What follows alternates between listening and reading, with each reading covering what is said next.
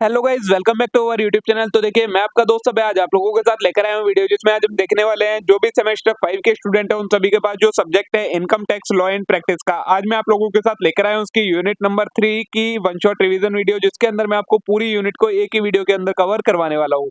तो बिना देर के शुरू करेंगे हम अपनी आज की वीडियो और देखेंगे इन सारी चीजों को। लेकिन अगर आपने अभी तक चैनल को सब्सक्राइब ना करा हो तो चैनल को जरूर सब्सक्राइब कर लें, वीडियो को लाइक करना ना भूलें, अपने सभी दोस्तों के साथ शेयर करना ना भूलें। जिन नोट्स में से मैं आपको ये वीडियो कवर करवाने वाला हूँ वो सारे पेड नोट्स हैं। अगर आपको वो चाहिए तो आप उन्हें परचेज कर सकते हैं। 199 रुपीज में आपको पांचों यूनिट के नोट्स अवेलेबल मिल जाएंगे। नोट परचेज करने के लिए आप मेरे को व्हाट्सएप या टेलीग्राम पर डीएम कीजिए, वहां से आप उन्हें परचेज कर सकते हैं। तो चलिए बिना देर के शुरू करते हैं हम अपनी आज की वीडियो। बिजनेस और प्रोफेशन का मतलब क्या होता है? तो इनकम टैक्स का सेक्शन 2 सेक्शन 13 के according business means the purchase and sale और manufacture of a commodity with a view to make profit. Profit कमाने के लिए किसी भी गुड्स को या सर्विस को सेल या परचेज करना या बनाना, वो चीज कहलाता है आपका business. It include any trade, commerce और मैन्युफैक्चर ऑफ एनी एडवेंचर। इसके अंदर आपका कोई ट्रेड आ जाता है, कोई कॉमर्स, कोई मैन्युफैक्चरर, सारी चीजें इसके अंदर आ जाती है। और concern in nature of trade, commerce and manufacture, और ऐसी एंटिटी जो ये तीनों चीजें करती हैं वो बिजनेस के अंदर इंक्लूड होती हैं। Profession means the activity for earning livelihood which require intellectual skill और मैनुअल स्किल। ऐसा प्रोफेशन जो जिसमें आपको अपना लिवलीहुड अर्न करने के लिए कोई इंटेलेक्चुअल या मैनुअल स्किल की जरूरत पड़े, ऐसी एक्टिविटी को हम प्रोफेशन कहते हैं। जैसे कि the work of a lawyer, doctor, auditor, engineer and so on are in the nature of profession. Profession include vocation. Profession के अंदर वोकेशन को भी इंक्लूड करा जाता है। वोकेशन क्या होता है? Vocation implies natural ability of a person to do some particular work, singing, dancing, etc. Here no training or no qualification is required but have natural ability.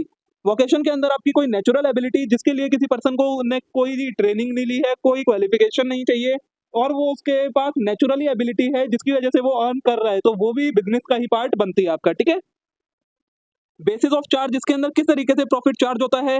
Section 28 deal करता है the following income are chargeable to income tax under PGBP. PGBP हम कहते हैं profit from gains, profit and gains from business and profession, PGBP. ठीक है। अब इसके अंदर कौन कौन सी इनकम आपकी टैक्स होती है? सबसे पहले रेवेन्यू प्रॉफिट फ्रॉम बिजनेस और प्रोफेशन। बिजनेस प्रोफेशन का मीनिंग आपको ऊपर बता दिया, उससे अगर कोई भी प्रॉफिट आता है तो वो आपका इसके अंदर टैक्स होगा।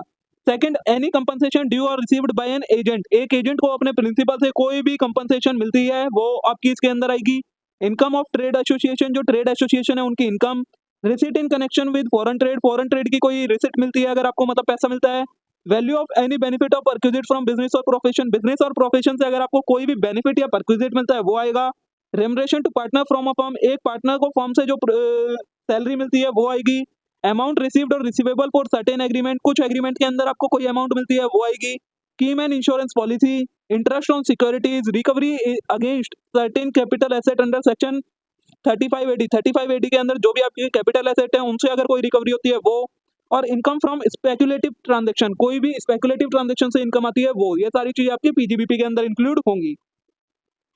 नेक्स्ट है section 29 competition of income from business और प्रोफेशन। बिजनेस और प्रोफेशन से आपकी इनकम आती है, उसे हम किस तरीके से कैलकुलेट करते हैं? तो according to section 29 the PGBP of are to be computed in accordance with provision contained in section 30 to 43 D. Section 30 से लेकर सेक्शन 43 डी के अंदर आपको बताया गया है किस तरीके से आपको अपनी पीजीबीपी की इनकम कैलकुलेट करनी है, उस तरीके से की जाती है। सेक्शन 29 के अंदर आपके ये पार्ट बता देता है कि किस तरीके से कैलकुलेट करी जाती है। सबसे पहले आते हैं आपके सेक्शन 30 से लेकर 37 के अंदर कुछ एडमिसिबल डिडक्शन, मतलब उतना पार्ट आप अपने पीजीबीपी की इनकम में से रिड्यूस कर सकते हैं। सेक्शन 40 में आपके इनएडमिसिबल डिडक्शन आ जाते हैं, मतलब बताता है कि कौन कौन से डिडक्शन आप नहीं ले सकते। सेक्शन 40A में आता है आपका एक्सपेंसेस और payment not deductible in certain circumstances. इसके अंदर ऐसे डिडक्शन आ जाते हैं जो अगर आप कुछ कंडीशन सेटिस्फाई करते हैं तभी आपको उनका डिडक्शन मिलता है, वरना नहीं मिलेगा। सेक्शन 41 में आपका प्रॉफिट निकल के आ जाता है जो टैक्स, जिसके ऊपर टैक्स लगता है, और फिर कुछ आपकी अदर प्रोविजंस आ जाती हैं। ठीक है। तो सबसे पहले rule for adjustment of profit and loss account prepared by assessee. जो इंडिविजुअल होते हैं, बिजनेस एंड प्रोफेशन कर रहे होते हैं, वो profit and loss account prepare करते हैं, लेकिन उसका जो डायरेक्ट प्रॉफिट होता है वो हम बिजनेस के मतलब पीजीबीपी के अंदर चार्ज नहीं कर सकते, उसके अंदर हमें कुछ एडजस्टमेंट करनी होती है। तो वो एडजस्टमेंट क्या क्या होती है? The profit and loss account prepared by SSC is not correct from income tax. Accounting के पॉइंट ऑफ व्यू से वो करेक्ट होता है, लेकिन इनकम टैक्स के पॉइंट ऑफ व्यू के अकॉर्डिंग वो पूरी तरह करेक्ट नहीं होता है। इसके अंदर क्या होता है? Several expenses are charge to it which are wholly और पार्शियली एडमिसिबल। उस प्रॉफिट एंड लॉस में जो अकाउंटिंग वाला होता है उसमें कुछ ऐसे एक्सपेंसेस हम चार्ज कर देते हैं जो कि इनएडमिसिबल होते हैं, मतलब उनका डिडक्शन हमें नहीं मिलता, फिर भी हम डिडक्शन ले लेते हैं। कुछ एक्सपेंस होते हैं जो हम भूल जाते हैं। Some taxable income are not credited, कुछ ऐसी इनकम होती है जो प्रॉफिट एंड लॉस में नहीं दिखाई गई होती। Some income are credited which are either not taxable under PGBP और are not taxable at all. कुछ ऐसी इनकम्स को हम इंक्लूड कर लेते हैं जो या तो पीजीबीपी के अंदर टैक्सेबल नहीं होती हैं या फिर पूरी तरीके से ही टैक्सेबल नहीं होती हैं, ठीक है। तो उसके लिए आपको ये एक फॉर्मेट दिया है, क्या क्या एडजस्टमेंट करनी होती है। सबसे पहले आप लेते हैं profit as per profit and loss account. जो आपका प्रॉफिट एंड लॉस अकाउंट का प्रॉफिट है वो आता है, उसमें आप ऐड करते हैं एक्सपेंस और loss disallowed but charge in profit and loss. ऐसे एक्सपेंस जो हमने प्रॉफिट एंड लॉस अकाउंट में डेबिट कर दिए हैं लेकिन वो डिसअलाउड होते हैं, तो उन्हें हम वापस ऐड करते हैं। फिर income taxable as business income but not credited to profit and loss account. ऐसी इनकम जो हमारी प्रॉफिट एंड लॉस के अंदर आनी है लेकिन हमने उसे प्रॉफिट एंड लॉस अकाउंट में इंक्लूड नहीं करी है, उस इनकम को ऐड करते हैं। फिर expense in excess of allowed amount charge to profit and loss account. जो कुछ एक्सपेंस ऐसे होते हैं कुछ लिमिट तक अलाउ होते हैं लेकिन हमने प्रॉफिट एंड लॉस अकाउंट में उन्हें पूरी अमाउंट से डेबिट कर दिया होता है, तो जितनी अमाउंट से वो अलाउड नहीं होते हैं, मतलब एक्सेस अमाउंट जो हमने डेबिट कर रखी होती है उसे दोबारा ऐड करते हैं। फिर under valuation of closing stock over valuation of opening stock. अगर हमारा क्लोजिंग स्टॉक अंडर वैल्यू हो रखा है तो उसे हम वापस उतने से ऐड कर देते हैं, तब आपका ये सारा ऐड वाला पोर्शन कंप्लीट हो जाता है, जो जो चीजें आपको ऐड करनी होती हैं। अब इनकी उल्टी चीजें हमें लेस करनी होती हैं, तो देखिए पहला एक्सपेंस और लॉस अलाउड बट नॉट। ऐसे एक्सपेंस जो हमें प्रॉफिट एंड लॉस में अलाउड है लेकिन हमने उन्हें प्रॉफिट एंड लॉस में डेबिट नहीं करा है, वो हम लेस करते हैं। फिर income not taxable as business income but credited to profit and loss account. ऐसी इनकम जो हमारी बिजनेस की इनकम नहीं होती है लेकिन हमने उसे प्रॉफिट एंड लॉस अकाउंट में दिखा दिया होता है, उसे ऐड करते हैं वापस। Income exemption tax from tax but credited in profit and loss account. ऐसी इनकम जो हमारी प्रॉफिट एंड लॉस में इंक्लूड हो रखी है लेकिन वो एग्जेम्प्ट हो रखी होती है, उसे हम वापस लेस करते हैं। और over valuation of closing stock. अगर क्लोजिंग स्टॉक ओवर वैल्यू हो रखा होता है तो उसे लेस कर देते हैं। इससे हमारी टैक्सेबल इनकम फ्रॉम बिजनेस निकल कर आ जाती है, ठीक है। अब हमारे सेक्शन स्टार्ट होते हैं expense in which in respect of business premises. ऐसे एक्सपेंस जिनका डिडक्शन आप ले सकते हैं जो अलाउड होते हैं प्रॉफिट एंड लॉस में। सबसे पहले प्रीमाइसेस आर ऑक्यूपाइड। अगर बिजनेस की प्रीमाइस मतलब जो बिल्डिंग है वो ऑक्यूपाइड है टेनेंट से, तो rent repair insurance and tax ये सारे आपके प्रॉफिट एंड लॉस में जाएंगे। अगर प्रीमाइसेस मतलब जो बिल्डिंग है उसे ओनर ने कर रखा है तो रिपेयर इंश्योरेंस एंड टैक्स इनका डिडक्शन आप ले सकते हैं, ठीक है। सेक्शन 31 में आता है आपका revenue expenditure on plant and machinery furniture and fixture. तो revenue expenditure incurred on plant current repair and insurance premium incurred on plant and machinery furniture and fixture is allowed. अगर आपने फर्नीचर फिक्चर या plant machinery के ऊपर कोई भी revenue nature का expenditure करा है तो वो आपको प्रॉफिट एंड लॉस में एज अ डिडक्शन अलाउड होता है। कैपिटल एक्सपेंडिचर अगर करा है तो वो आपका रिपेयर के अंदर इंक्लूड नहीं होगा और ना ही उसका आपको डिडक्शन मिलेगा, ठीक है। सेक्शन 32 डील करता है डेप्रिसिएशन के हिसाब से। अब डेप्रिसिएशन अकाउंटिंग में डेप्रिसिएशन अलग होता है, टैक्सेशन में अलग होता है। डिफरेंस बताया है। जो अकाउंटिंग में डेप्रिसिएशन होता है वो आपका चार्ज अगेंस्ट प्रॉफिट होता है, मतलब प्रॉफिट एंड लॉस में चार्ज करा जाता है। लेकिन जो टैक्सेशन में होता है वो आपका अलाउंस होता है, मतलब प्रॉफिट एंड लॉस के बाहर होता है एक तरीके से। फिर आता है अकाउंटिंग में डब्ल्यूडीवी या एसएलएम मेथड हम यूज करते हैं, मतलब रिटर्न डाउन वैल्यू या स्ट्रेट लाइन मेथड यूज करते हैं हम। लेकिन जो टैक्सेबल है उसमें हम सिर्फ डब्ल्यूडीवी मेथड का यूज करते हैं। एसएलएम सिर्फ इलेक्ट्रिसिटी जनरेशन यूनिट के लिए होता है। नेक्स्ट है depreciation is charge on individual asset. जो अकाउंटिंग होती है उसमें डेप्रिसिएशन हर एक एसेट पर अलग डेप्रिसिएशन लगता है, लेकिन जो टैक्सेशन होता है उसमें डेप्रिसिएशन हम ब्लॉक ऑफ एसेट के हिसाब से चार्ज करते हैं। ये ब्लॉक ऑफ एसेट क्या होता है अभी आगे आपको पता लगेगा। नेक्स्ट है अकाउंटिंग में हम डेप्रिसिएशन नंबर ऑफ डेज के बेसिस पर चार्ज करते हैं, लेकिन टैक्सेशन के अंदर हम डेज देखते हैं कि अगर 180 डेज से ज्यादा है एसेट तो पूरे साल का डेप्रिसिएशन लगेगा, और 180 डेज से अगर कम है तो आपका 50% डेप्रिसिएशन लगेगा। अकाउंटिंग में हम सिर्फ टेंजिबल एसेट के ऊपर डेप्रिसिएशन लगाते हैं, टैक्सेशन में टेंजिबल इंटेंजिबल दोनों पे लगता है। एसेट में वो अकाउंटिंग में लाइफ ऑफ एसेट के अकॉर्डिंग लगता है और टैक्सेशन के अंदर प्रिस्क्राइब्ड रेट से डेप्रिसिएशन लगता है, ठीक है। कैटेगरी ऑफ एसेट में क्या है, सबसे पहले आती है हमारी building, furniture and fitting, machinery and plant, ships, intangible assets, ठीक है। ये आपके कुछ कैटेगरी होती है एसेट की जिसके अकॉर्डिंग जो आपको बोला गया ना ब्लॉक ऑफ एसेट, वो यही होता है। एक बिल्डिंग का ब्लॉक होता है, एक फर्नीचर एंड फिटिंग का ब्लॉक होता है, एक प्लांट एंड मशीनरी का ब्लॉक होता है, एक शिप्स का और इंटेंजिबल एसेट्स का। अब अगर आपको डेप्रिसिएशन लेना है तो उसके लिए कुछ कंडीशन है। Asset should be owned Holi और पार्सली बाय असेसी। जो पर्सन डेप्रिसिएशन क्लेम कर रहा है वो एसेट उसकी प्रॉपर्टी होना चाहिए। It should be used for purpose of assessee business and profession, और उस पर्सन ने उस एसेट का यूज अपने बिजनेस या प्रोफेशन के लिए करना चाहिए, ठीक है। डेप्रिसिएशन कैलकुलेट किस तरीके से करते हैं, सबसे पहले हम लिखते हैं इसके अंदर ओपनिंग डब्ल्यूडीवी, मतलब उस ब्लॉक के अंदर जो भी एसेट है उनकी ओपनिंग वैल्यू। फिर ऐड करते हैं हम उस ईयर में हमने अगर कोई एसेट परचेज करा है तो actual cost of asset acquired during previous year. यहाँ प्रीवियस ईयर का मतलब है जिस ईयर का हम टैक्स कैलकुलेट कर रहे हैं उस ईयर में।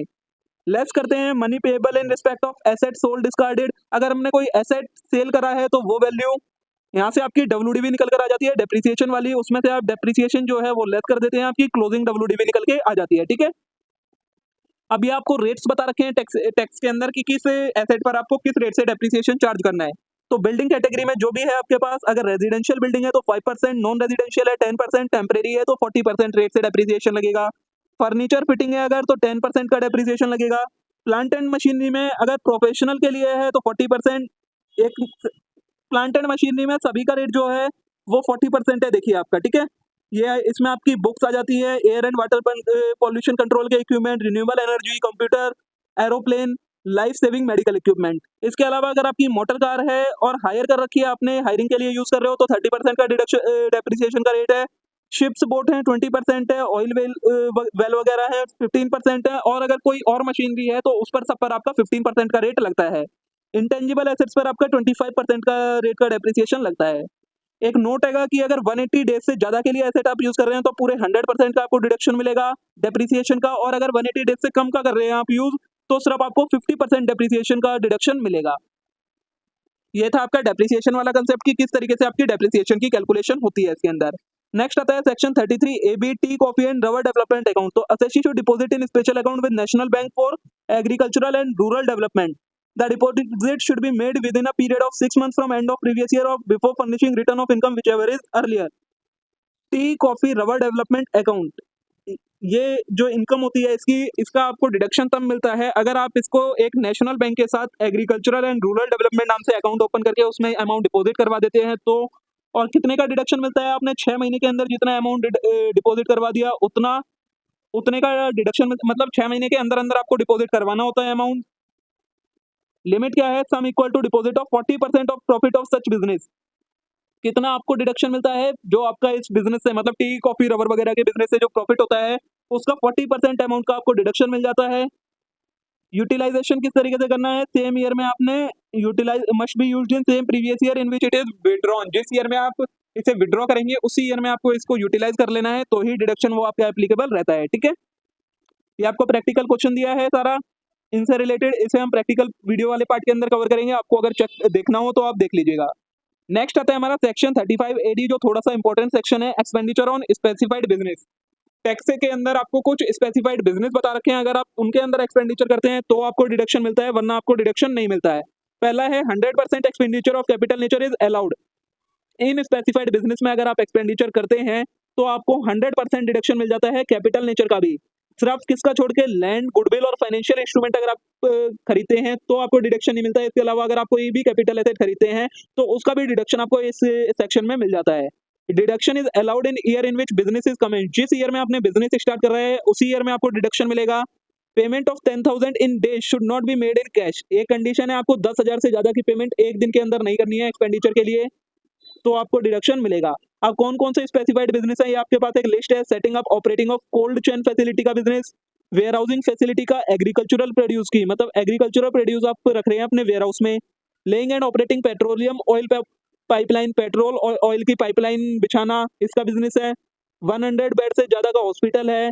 बिल्डिंग ऑफ स्लम रिडेवलपमेंट और रिहेबिलिटेशन फ्रेम्ड बाय सेंट्रल और state government. Housing project under a scheme for affordable housing framed by central और स्टेट गवर्नमेंट। 2 स्टार या उससे ऊपर का होटल है। प्रोडक्शन ऑफ फर्टिलाइजर का बिजनेस है। इनलैंड कंटेनर डिपो या कंटेनर फ्राइट स्टेशन का बिजनेस है। बी कीपिंग या production of honey and B wax का बिजनेस है। Warehousing facility for storage of sugar का बिजनेस है। Infrastructure facility, toll road, bridge, water supply, इन सब का बिजनेस है। या semiconductor of wafer fabrication manufacturing की यूनिट का बिजनेस है। तो ये सारे बिजनेस के अंदर आपको 100% कैपिटल एक्सपेंडिचर का भी डिडक्शन मिल जाता है, ठीक है।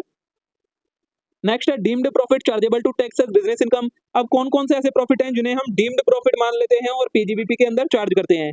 तो recovery against any deduction, section 41(1). तो where any allowance for deduction is allowed in assessment year in which loss expenditure और trading liability incurred by SSC and subsequently during any previous year, such SSC has obtained whether in cash or in any manner amount in respect of such loss expenditure or any benefit in respect of such trading liability by way of remission or cessation thereof। Recovery against any deduction का मतलब क्या होता है, पिछले सालों में SSC ने किसी भी लॉस या एक्सपेंस का डिडक्शन ले लिया था अपने टैक्स के अंदर, उसके बाद आने वाले ईयर में उसे वो इनकम वापस मिल जाती है, वो दोबारा से उस चीज की रिकवरी हो जाती है। मतलब जो उसे लॉस हुआ था जिसका उसने डिडक्शन लिया था कहीं से उसे दोबारा उसकी रिकवरी हो जाती है जो लॉस हुआ था, तो उसका ट्रीटमेंट क्या होगा। द अमाउंट ऑब्टेन और benefit accrued shall be deemed profit and gains of business and profession and chargeable to income tax as income of the previous year in which such benefit obtained। तो जो amount आपको मिली है वो आपकी PGBP के अंदर charge हो जाएगी, अगर प्रीवियस ईयर से मतलब जिस ईयर का आप टैक्स कैलकुलेशन कर रहे हो उसकी इनकम में इंक्लूड हो जाएगी। नेक्स्ट है allowance in case of dead और यूजलेस एनिमल। तो section 36(1)(4) provide for deduction in respect of animal used for purpose of business of profession.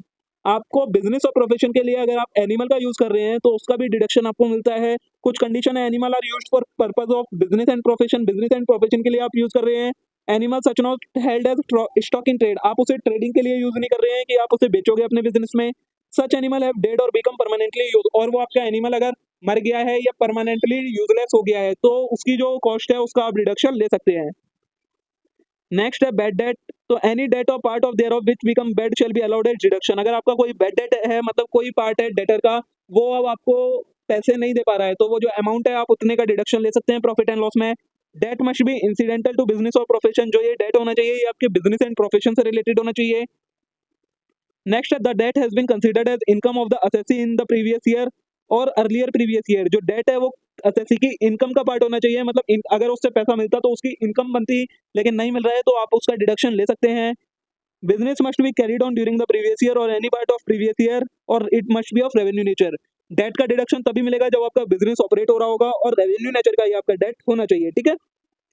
फिर ये आपको एक चीज बोली है कि अगर आगे चलकर जिस डेट का आपने डिडक्शन लिया है बैड डेट का, अगर उससे आगे चलकर आपको कोई भी रिकवरी होती है, मतलब वो अमाउंट वापस मिल जाती है, वो बैड डेट नहीं रहता, वो पैसे पे कर देता है, तो उस केस में वो आपका क्या बन जाएगा, डीम्ड प्रॉफिट बन जाएगा, मतलब आपकी इनकम में उस ईयर में इंक्लूड हो जाएगा जिस ईयर में आपको वो मिलेगा। कैसे कैलकुलेट करेंगे, अमाउंट कितनी मिली वो लिखेंगे, जितने का आपने बैड डेट क्लेम कर लिया था उसे लेस कर देंगे, बाकी जो वैल्यू बचेगी वो आपकी टैक्सेबल वैल्यू बच जाएगी, ठीक है। ये आपको एग्जांपल दिया है इसी से रिलेटेड एक, ये सारे आपको एग्जांपल दे रखे हैं। अब लास्ट में आता है format for professional like doctor, lawyer, accountant. अगर कोई डॉक्टर है, लॉयर है, अकाउंटेंट है तो वो किस तरीके से अपनी पीजीबीपी की इनकम कैलकुलेट करेगा।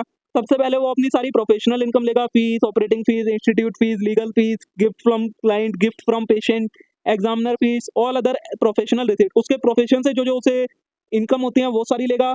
उसके बाद उसमें से जो भी प्रोफेशन के एक्सपेंस होते हैं वो सारे एक्सपेंस लेस करेगा, office administration, clinic expense, cost of book, subscription for general, depreciation, membership fee, cost of medicine, ये सारे लेस करेगा। ये सारी चीजें लेस करने के बाद निकल कर आता है इनकम फ्रॉम प्रोफेशन, ठीक है। तो इस तरीके से कोई भी डॉक्टर या जो प्रोफेशनल होता है वो अपनी इनकम को कैलकुलेट करता है। ये आपको एग्जांपल दिया है।